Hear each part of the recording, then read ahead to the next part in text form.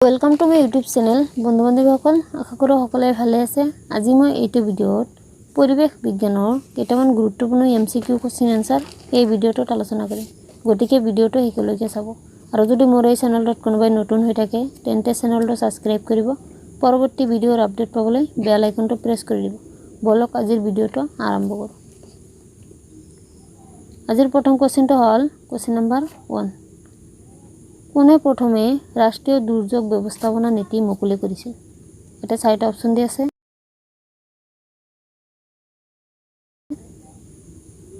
ইয়াৰ শুদ্ধ অপচনটো হ'ল অপচন নম্বৰ ঘ, নৰেন্দ্ৰ মোদী। Question number 2। আন্তঃৰাষ্ট্ৰীয় প্ৰাকৃতিক দুৰ্যোগ প্ৰশমন দিৱস কেতিয়া পালন কৰা হয়? এটা চাৰিটা অপচন দি আছে। ইয়াৰ শুদ্ধ অপচনটো হ'ল অপচন নম্বৰ ক, 13 অক্টোবৰ। Question number 3।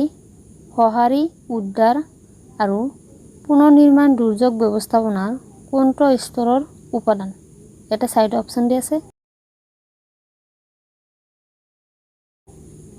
ইয়াৰ শুদ্ধ অপচনটো হ'ল অপচন নম্বৰ খ, দুৰ্যোগ স্তৰ। Question number 4। তলৰ কোনটো সংক্ৰামক ৰোগ নহয়? এটা চাৰিটা অপচন দি আছে। ইয়াৰ শুদ্ধ অপচনটো হ'ল অপচন নম্বৰ গ, কৰ্কট ৰোগ। Question number 5। তলৰ কোনটো HIV সংক্ৰমণৰ মাধ্যম নহয়? এটা চাৰিটা অপচন দি আছে।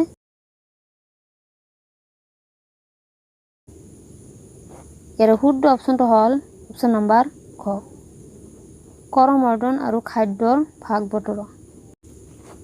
Question number 6। তলৰ কোনটো বায়ুৰ দ্বাৰা সংক্ৰমণ হোৱা ৰোগ? এটা চাৰিটা অপচন দি আছে।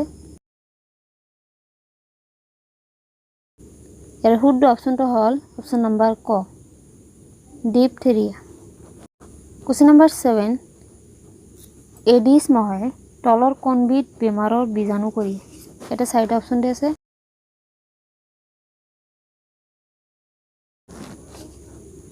ইয়াৰ শুদ্ধ অপচনটো হ'ল অপচন নম্বৰ খ, জেউ। Question number 8। চিটাৰ উদ্ভাৱন কোনে কৰিছিল? এটা চাৰিটা অপচন দি আছে। ইয়াৰ শুদ্ধ অপচনটো হ'ল অপচন নম্বৰ গ, এডৱাৰ্ড জেনাৰ। Question number 9। পোনপ্ৰথমে কোনবিধ ৰোগৰ চিটা আৱিষ্কাৰ হৈছিল? এটা চাৰিটা অপচন দি আছে। ইয়াৰ শুদ্ধ অপচনটো হ'ল অপচন নম্বৰ ক, বৰ আই। আজিৰ অন্তিমতম কোৱেশ্চনটো হ'ল কোৱেশ্চন নম্বৰ 10। তলৰ কোনটোত ৰোগ আৰু কাৰক বীজাণুৰ নাম ভুলকৈ দিয়া আছে? এটা চাৰিটা অপচন দি আছে।